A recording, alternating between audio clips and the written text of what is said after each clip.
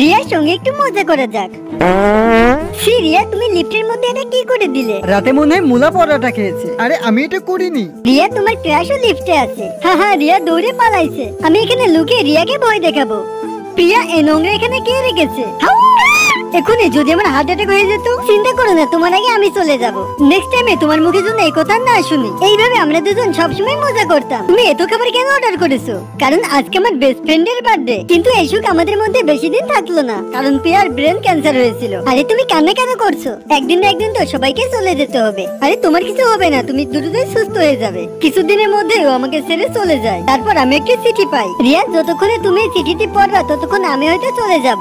মনে রাখবে বন্ধু, তুমি যখন হাসবে স্বর্গে আমিও কিন্তু হাসবো। এবং আমাদের গুপ্ত ঠিকানায় তোমার জন্য একটি সারপ্রাইজ রাখা আছে। আমি আর কখনো তোমার জন্মদিনে অ্যাটেন্ড হতে পারবো না, এজন্য আমি একবারে তোমাকে সমস্ত গিফট দিয়ে দিয়েছি। তারপর প্রিয়ার কথা মনে আসলে আমি অনেক কান্না করতে থাকি। তো বন্ধুরা, তোমার বেস্ট ফ্রেন্ডের জন্য অবশ্যই চ্যানেলটিকে সাবস্ক্রাইব করে দিবে এবং তোমার বেস্ট ফ্রেন্ডের নামটি অবশ্যই কমেন্ট করে জানাবে। স্যার, আপনি জাস্ট 2 মিনিট দাঁড়ান, আমি গাড়ি নিয়ে আসছি। ইয়াস, তুমি কখন আসবে? আমার কাজটা শেষ করে চলে আসবো। গোলাপ নিয়ে নাও, মাত্র 10 টাকা তাজা তাজা গোলাপ আছে, গোলাপ নিয়ে নাও। ও আবার কোথায় যাচ্ছে? গোলাপ নিয়ে নাও, তাজা তাজা গোলাপ। এই ফুল কত টাকা পিস? এটা প্রতি পিস 10 টাকা করে। এই যে তোমার টাকাটা রাখো এবং আমাকে একটা রোজ দাও। Thank you Sweety.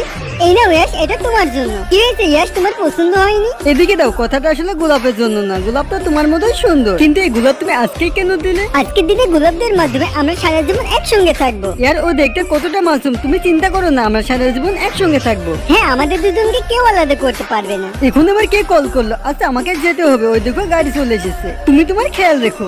বেবি, তুমি কখন আসবে? এই তো রাত 9টার আগে চলে আসবো। স্যার প্লিজ চলুন। এই শয়তান নিয়ে কতবার বুঝাবো, এখানেও চলে এসেছে। এই দেখো চিপস খেয়ে ঘুমিয়ে পড়েছে। চলে এসো মহারানী, তুমি কখনো শুধরাবে না। বাপরে, না জানিয়ে তো কি খাই।